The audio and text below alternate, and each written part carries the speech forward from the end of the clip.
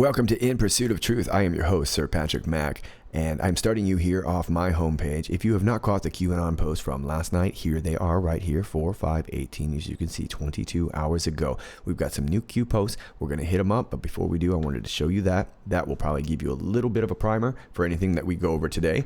I'm also over here at Gab for anybody who is a new subscriber.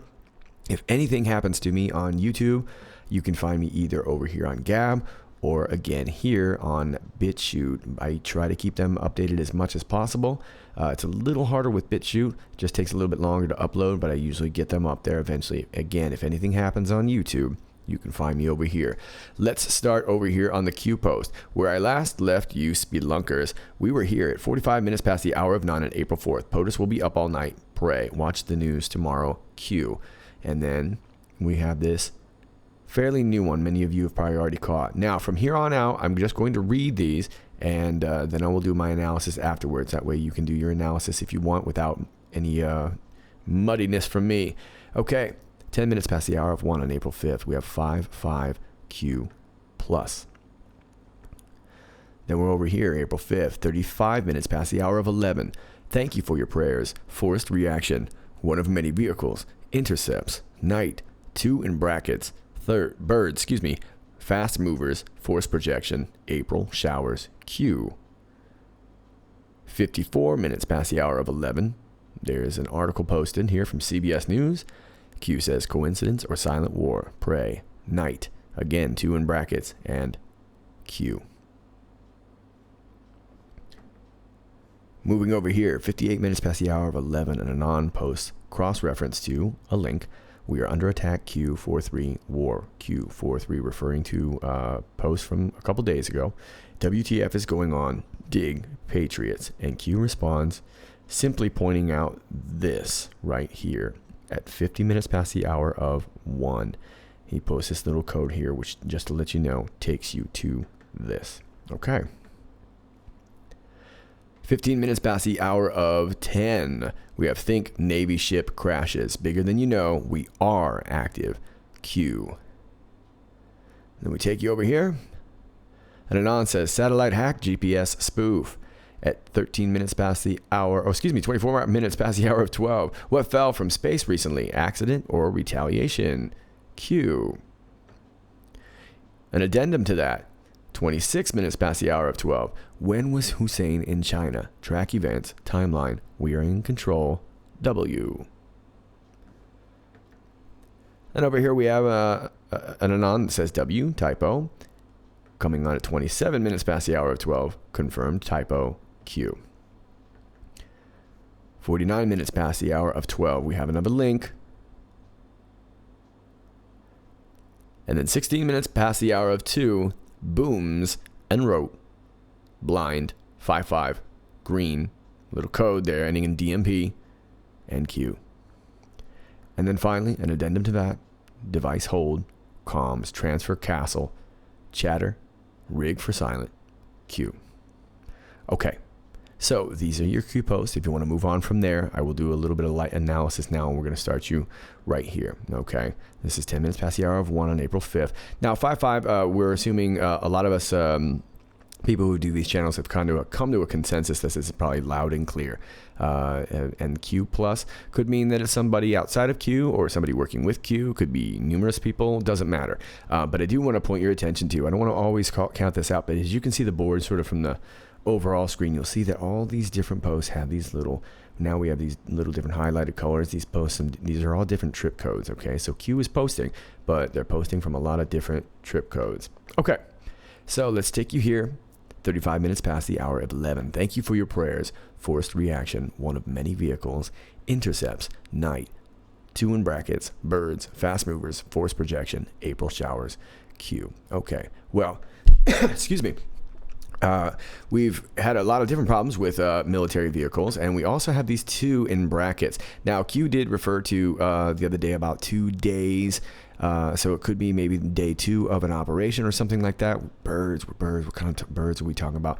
What kind of intercepts are we talking about? Well, I'm not really sure, but there's been a lot going on in the news, and I'm going to try and just touch a little bit on some of these articles. I'm not saying they're all connected. I just want to let you know what's going on right now, and we can see if we can find some connections there. I'm going to take you over here to currenthollywood.com. Just going to read a little bit of this. Saudi forces say intercept Houthi missile over Najran. Okay, this was just a couple days ago. The Birkin 2H Volcano is a short-range ballistic missile believed to have been developed by Yemeni forces and based on the Iranian-built Qiyam-1 or Shahab-2 missile, both of which are in turn based on the North Korean Hwasong-6, itself a derivative of the 1958-era Soviet R-17 Elbrus missile. Okay. According to preliminary information, an Indian resident was lightly wounded by falling debris after the missile was intercepted, Maliki said in a statement of the official Saudi press agency. Saudi forces last Sunday intercepted 7 Houthi missiles launched towards Saudi cities, including Riyadh, killing 1 person.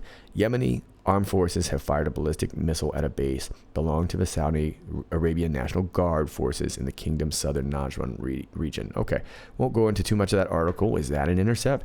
What about this? Is this an intercept? This is off of stocknewspress.com as of yesterday. Headline says, Scoot flight returns to Singapore after alleged bomb threat. Man arrested. And I'm going to read this whole article because that's it right there. The police confirmed that a report was received regarding a bomb threat made by a passenger on board the flight. Flight TR-634, which left Changi Airport at 1:20 p.m., was escorted back by 2 Republic of Singapore Air Force fighter jets. 2 fighter jets were deployed within minutes after the pilot raised a bomb threat alert, said Defense Minister Ng Eng Hen.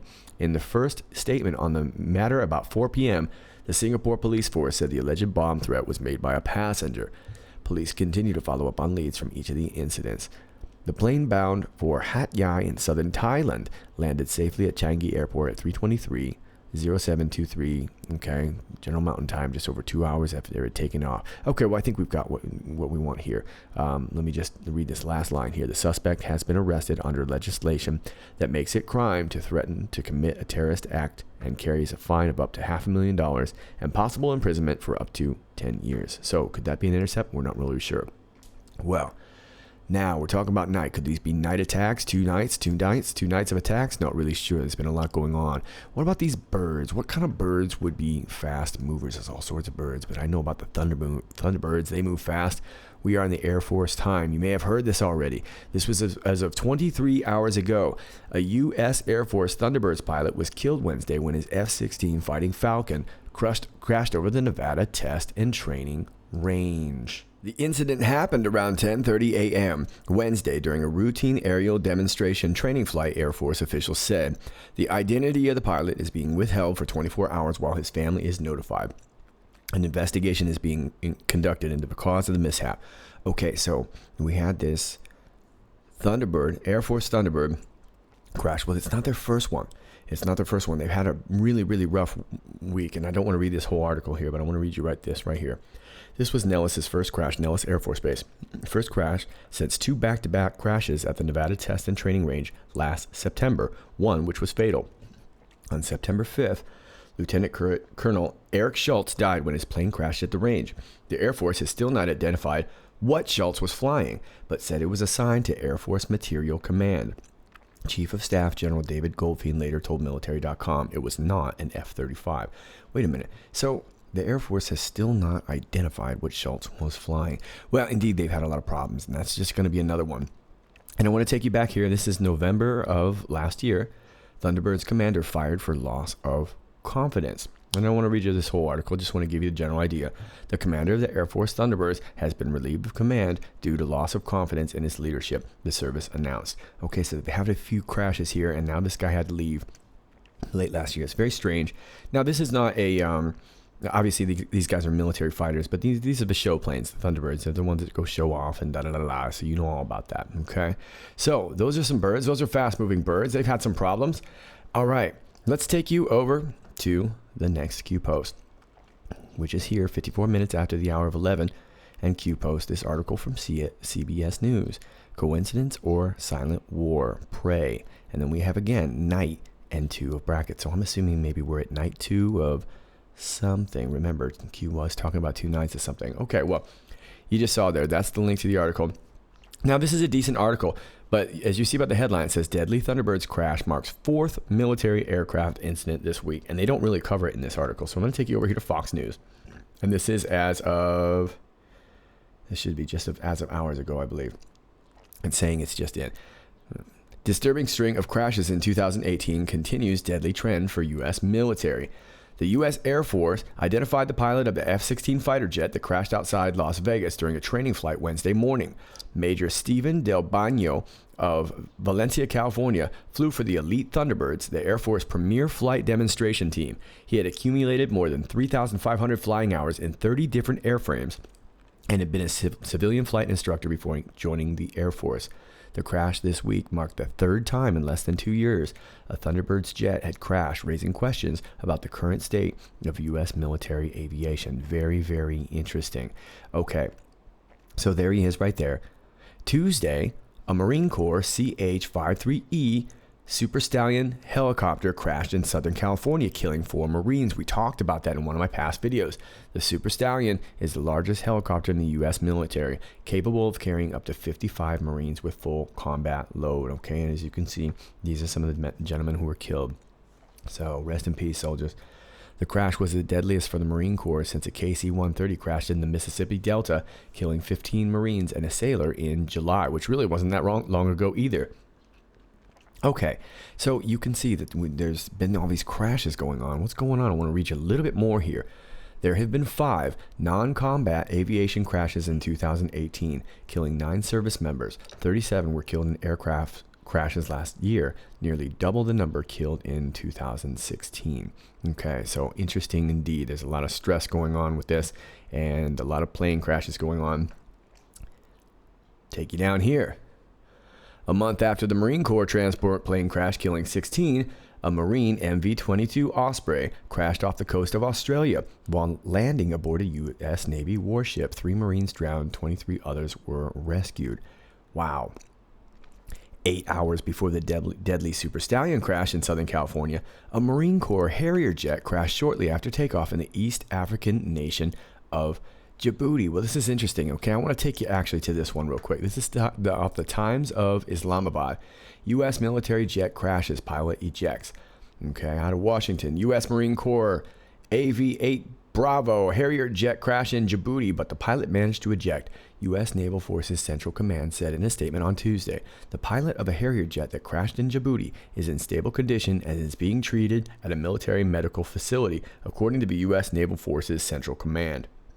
Doctors said the pilot was in stable condition while being evaluated at Camp Lemonniere's Expeditionary Medical Facility, the statement said. The pilot ejected after the AV-8 Bravo Harrier jet crashed while taking off from the Djibouti Mbuli International Airport at just after 4 p.m. local time on Thursday, the statement added. The cause of the crash is under investigation, the statement said.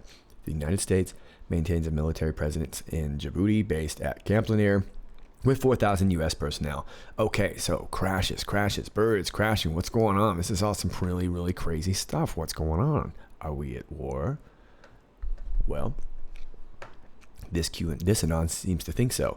We are under attack, war. Now, if you remember, this is just from a couple days ago from a Q post. If you don't, just look back at my videos and find this date, and you'll see this post here. Now, an Anon basically gives you this 8chan link. Okay, and this 8chan link takes you here. You have to search around a little bit. I did already, and it took you here. And I want to just show you here that Q is referencing this number right here. Oh, I'm sorry, right there at the bottom. Okay, 914092. Well, 914092 is here, and if you hovered over it, that's the exact thing right there. Okay, so basically Q is pointing out, basically making a statement that yes, whatever this person is saying, we need to pay attention to. We are under attack, war. Okay. 22 minutes past the hour of 12. Q post, think Navy ship crashes. Bigger than you know. We are active. Interesting. We have had some Navy crashes, haven't we? Let me take you to the Navy Times. This is out of January 16th. The Navy is filing homicide charges for the McCain and Fitzgerald commanders. Now, I don't know if you remember this. We had 2 crashes they were real close to each other, and which is very, very odd. Let me just read a little bit of this and kind of brush you up on it.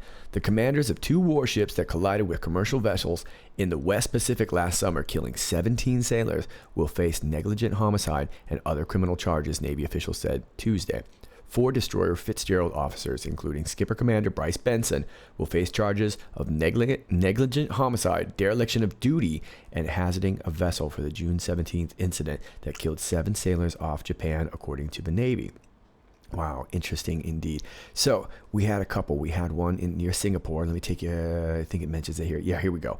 Commander Alfredo J. Sanchez, who was in command of the destroyer John S. McCain at the time of the August 21st collision near Singapore that killed another 10 sailors, will face the same charges, according to the Navy. So I'll leave this link here for you. I don't want to go way into this, but yeah, we had a couple different boats, and it was just really, really strange, and especially the first one, the Fitzgerald one, was the real interesting one. There was a big hole in the ship, and it just didn't seem right. Well, if we had any other crashes, we sure have. And this is from today, or excuse me, not from today, January 6, 2018. Yokosuka, Japan, a Navy C-2 Alpha Greyhound plane that crashed while en route to the USS Ronald Reagan in November has been located in the Philippine Sea. 3 sailors were killed in the crash, while 8 others were rescued. Okay, so I'll leave these links here for you. I don't want to go way into them. I just want to kind of give you an idea of what's going on. But this plane crashed in the Philippines. We had another crash that was in Singapore, and then this other one here was up in Japan.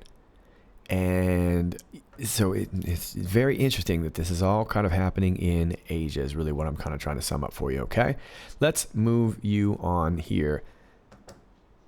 Okay, at 24 minutes past the hour of 12, Q is responding to an Anon who says satellite hack, GPS spoof. Q says, what fell from space recently, accidents or retaliation? Well, what did fall from space? We know what fell from space. We were talking about it. It was this big old space station thing. We're on USA Today, and this is dated April 1st. April Fools. No April Fools. The headline says, Chinese space station crashes into Southern Pacific. A 9.4-ton Chinese space station, about the size of a school bus, crashed back to Earth over the Southern Pacific Ocean Sunday evening, experts said. The unmanned Tiangong 1 re-entered the atmosphere at 5:16 p.m. Pacific time, the U.S. government Joint Force Space Component Command said in a statement. There was no immediate update on whether any of the space station's debris landed on any populated areas. Well, wow. So we get this space station part that's the size of a bus falling from the sky. My goodness. What fell from space recently? That fell from space recently. Accident or retaliation? Well, was it an accident? Q seeming to imply that maybe it wasn't. What's going on? Let's move on just a little bit here.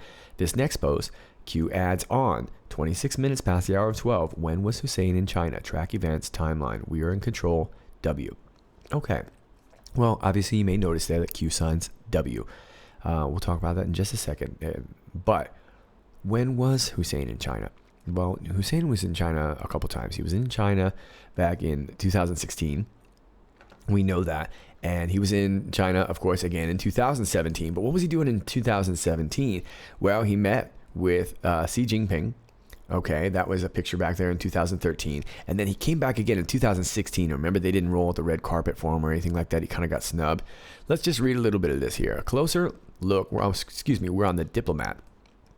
A closer look at Obama's trip to China. Former U.S. President Barack Obama just concluded a trip to China as well as to India and France. Former U.S. President Barack Obama concluded his visit to China, India, as well as France last week. During his 3-country tour, Obama met with all his former counterparts, Chinese President Xi Jinping, Indian Prime Minister Narendra Modi, and French President Emmanuel Macron.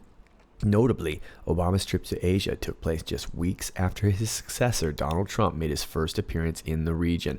Multiple news outlets thus claimed that Obama had come back to the world stage, but Obama's tour actually looked more like a mixture of lecture circuit and insignificant private meetups. Okay, don't want to go way into this because I don't want to go way into Obama necessarily, but I think the point that was being made is that we knew that all around this time, Obama, wherever Obama was going, he was going all through Asia.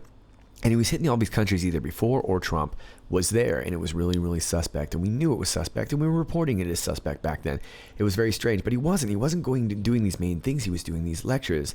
And if you remember, he gave this one particular lecture that kind of made the news because they weren't letting any media in, and yet they were releasing kind of some statements from it, but they weren't letting any media in. It was just really, really sketchy. And so it sounds like that Obama is going around meeting these world leaders. Well, why? He's not supposed to be doing that. He's not campaigning anybody. He's not president anymore. Why is he doing this? That's not right. Let's talk about that a little bit later. Okay. Now, I just want to clear this up real quick. 27 minutes after the hour of 12, Q confirms that it was just a typo. Well, remember, W is right next to Q. We've all done it. We've all done it. Let's go back to these. We've got Hussein is in China. He's talking to the world leader. He's not president anymore. What's he got to say to this guy? They didn't like him the first time, right? They didn't like him the first time he came. So why would he go back? It's not like he's going back to meet his buddy. Who else would have been in China right around that time? Well, a few people were.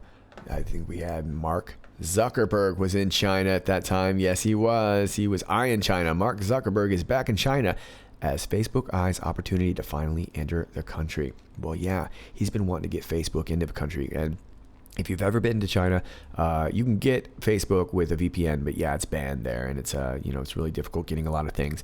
But Zuckerberg is willing to work with that because he doesn't mind censoring stuff. As a matter of fact, this part says Facebook could create its own censorship tool for China. During his last public trip to China in March 2016, Zuckerberg met with the country's propaganda chief and other government leaders. It's unclear whether he plans to meet with government officials again during this trip. A Facebook spokesperson didn't respond to a request for comment on his trip schedule. Well, we know him. He speaks Chinese now, and he's gotten really wrapped up in China. Of course, he's got a lot of connections to China. So what's he doing in China? He's talking. He want to get wrapped up in China. He wants to ban some stuff. What's going on here? I don't know. Well, let me take you over to Politico. Maybe this will clear a little bit up. This is as of late last year, November. Why Trump is sticking with Obama's China hacking deal. President Donald Trump has broken with a host of Obama-era international agreements, from the Trans-Pacific Partnership to the Paris Climate Pact, but he's showing every sign of sticking with the 2015 hacking accord with China. Last month, the Trump administration quietly reaffirmed the agreement, which Republicans had initially greeted with skepticism. And business groups, cyber researchers, and international policy experts say they see little reason for Trump to cancel the deal, especially as he's pressing for China's cooperation in curbing North Korea's increasingly bellicose cyber and nuclear programs. Okay, so interesting stuff. Does that have anything to do with Obama meeting right around that same time? That was the same time, okay? So what is this hacking deal? Does it have something to do with Mark Zuckerberg? Does it have to do with all these satellites? Okay, we had the space station fall off. Well, who else is shooting stuff off into space around that time? Elon Musk, he was doing it, and he was talking about China too. Now, this was a couple years ago, okay? November 22nd, 2016, Elon Musk's plan to blanket Earth in high-speed internet may face a big threat. China. Well, what is high-speed internet? That's that 5G. Everyone's talking about 5G. It's some dangerous stuff. A lot of people are saying, but Elon Musk, he wants to do it. Elon Musk, the founder of SpaceX and a Mars colonization evangelist, may face a big snag in his dream to bathe the globe in high-speed internet. The Chinese military. On November 15th, SpaceX asked the Federal Communications Commission, FCC, for permission to launch 4,425 internet-providing satellites. That is hundreds more satellites than currently orbit Earth, including the dead ones. But as far back as January 2015, when Musk first debuted his global internet project at a new SpaceX satellite factory in Seattle, he noted how China could pose a significant hurdle for his plans. Okay, not going to go way into this. So we got Elon Musk. He wants to fire off a bunch of rockets, right? And he did fire off a bunch of rockets. You remember he fired off the Falcon, and this was earlier in the year. Now, you remember this Falcon Heavy, he shot the thing up and he got the car on the rocket and it's flying around, and you got everybody going nuts about this.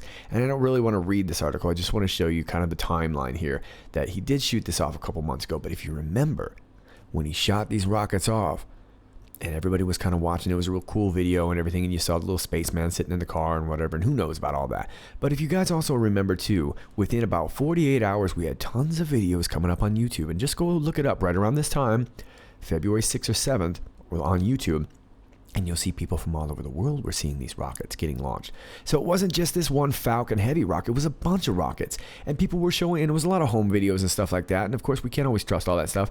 But it was all happening right around the same time. And they were wondering, it couldn't be the same rocket. It wasn't the same rocket. So we got Elon Musk shooting up all these rockets with all these satellites. And China doesn't like it.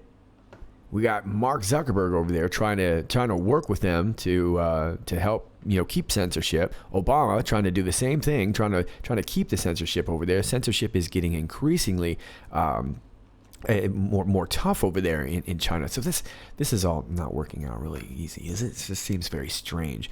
Now, if you'll remember, Elon Musk and their Falcon Heavy rocket is SpaceX. SpaceX was also invested in by Suhail Rizvi of Rizvi Travers, and remember, he was all linked up with the Twitter and Jack Dorsey and this and that. That name's going to come back in the news. That's all I want to say about that. I know it sounds incredibly convoluted, but we've got more Q posts to get to. Okay, now we're at 49 minutes past the hour of 12, and we have a link, and the link takes you right back to something that we saw. I didn't actually play it for you. This was the United States military powers off the military channel. Okay, it's a little video. Now, some people have been kind of theorizing about this little part of a video that I'm going to show you. I'm only going to show you a quick little clip, and we'll just talk about this real quick. Okay, so here we have what look to be, are those F-35s? Can somebody tell me, are those the F-35s? But we're not going to watch that. I just want you to see this quick little clip, and you're going to see a plane off in the distance, and you're going to see a little white orb heading towards it. That was it. Show you again. One more time.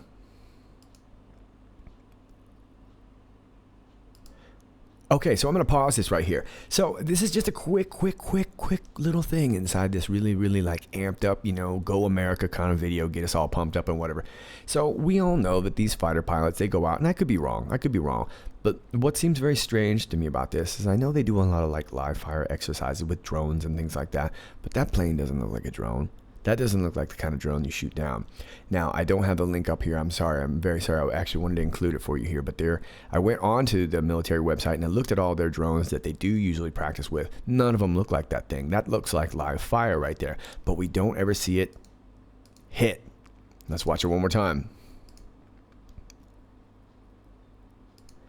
Could be nothing. Maybe if you got any pilots out here or anything like that can kind of clear that up. Maybe it's a different kind of warfare that I'm not used to, and maybe that's just how they practice, and it's a new technique that I'm not familiar with. But I found that very interesting. That plane did not look like a practice drone. That's all I'm saying. Again, I know a little bit about the military. I don't know much about the Air Force, okay? So don't rail all over me if I'm wrong about that. But I just found that very, very interesting. Let's look at it one more time. And there you go. Okay, we're moving on. Now, these just popped up 16 minutes after the hour of 2. Booms en route, blind. And then we have, again, loud and clear, green, a bunch of numbers ending in DMP. And then, again, at 20 minutes past the hour of 2, device, hold, comms, transfer, castle. Here we talk about castle again. Chatter, rig for silent, Q+. Okay, so I don't know what this means yet. Now, there are a lot of different military codes that could be related to DMP. The most common that I would know would be Directive of Military Personnel. That may not be it. But if it's referring to green, maybe it's a green light. Maybe I don't know exactly. I don't know if this is has to do with technology of some sort. If this has to do with the border, directing the National Guard towards the border, not really sure. Somebody else is probably going to find this out. This just popped up while we was actually setting up this video. Those are your Q posts. Now, I know I didn't get much in depth with a lot of this stuff, but there's still a lot of stuff coming in, and it's been a big news day. If you'd like to stick with me, I've got a few more stories that I would like to share that have happened today, just so you can get an idea of how big of a news day it really was. But those are your Q posts. Thank you very much. All right. So in other news, we also have this earthquake near Greater Los Angeles, California. Well, it's not unusual for an earthquake to happen in California. It happens at times. This was about 20 hours ago. Looks like a 1.8 magnitude. And then a day ago, looks like we have a couple. 3 days ago, 1.7 magnitude. 7 days ago, 1.6 magnitude. 8 days ago, 1.6 magnitude. 9 days ago, 1.7. So all these little earthquakes going off around the Los Angeles area. Okay. Incidentally, over here, we're on earthquakereport.com. We've got some minor earthquakes in Coquimbo, Chile, as of today as well. Okay. And I don't see the magnitude. This is a 3.2, so these are a little bit different. You can see the map there. So, not sure if they're related, but they both are going on right now. Now, I want to take you over here to NBCWashington.com. D.C. lawyer, 34, identified as man found dead in apparent stranger's car. That's interesting. The man found dead inside a stranger's car parked near the U Street nightlife area has been identified as 34-year-old lawyer Daniel Potusek was found by police Saturday morning and declared dead shortly after. His mother told News 4 her son's wallet, debit card, house keys, and phone were gone, and he had no identification. I've been told that somebody put him in that car, Potusek's mother, Lorinda Potusek, said. She said she was told the car door had been unlocked. Very strange, very strange. He worked as a lawyer for the Transportation Security Administration. He previously attended Georgetown Prep School, Duke University, and Harvard Law. So he's a bright guy. He spoke 7 languages. His mom said he often went to bars in the neighborhood where his body was found. Interesting stuff. Well, we had another body found. This was posted just today, too. This is off the Daily News. CDC epidemiologist found dead weeks after going missing, drowning suspected. Wow. Okay. Police said the body of CDC epidemiologist Timothy Cunningham was found along the banks of an Atlanta river 7 weeks after he vanished. Foul play is not suspected, but questions remain unanswered. Okay. He's 35 years old, works for the disease control. And he said he was feeling unwell. I'm kind of paraphrasing here. And his body was found in this river. And I guess he goes running in this river. He was found with his running shoes on and stuff like that. But let me see if I can... Here we go. Fulton County Medical Examiner Jan Gorniak said the cause of death is probably drowning, but tests, including a toxicology screening, are still pending. Gorniak added that the condition of Cunningham's body is consistent with having been in the water since the day he went missing, and there were no signs of trauma or underlying medical conditions. Okay. So they've got a reward for anybody who knows anything. And then it says, yet many questions remain unanswered. Police do not know, for example, how Cunningham's body got onto the banks of the river. The area, not far from Cunningham's home, was inaccessible by walking, police said, and they struggled to find a place to launch a boat to reach his remains. Interesting. Guy from the Center of Disease Control found dead with his jogging shoes, and you can't really get there walking. Very, very strange indeed. All right. That is all I've got for you right now. If Q posts anything, and I'm sure Q is going to post more, we're going to find probably a lot more about these booms. If you've got anything for that for me, please send me an email. As always, if you like this video, please click like, share, and subscribe. It helps me out a lot. Helps get the message out. And also, if you're not getting my notifications for my videos, please let me know. I would like to know that too. It is happening to some people. I'm not having an overwhelming amount of problems on YouTube, but I have watched some of my views actually physically go down. So I do know I'm being tampered with. Anyway, that's all I've got for you. This is Sir Patrick Mack with In Pursuit of Truth. And until next time, stay out of the sun when it's really, really hot.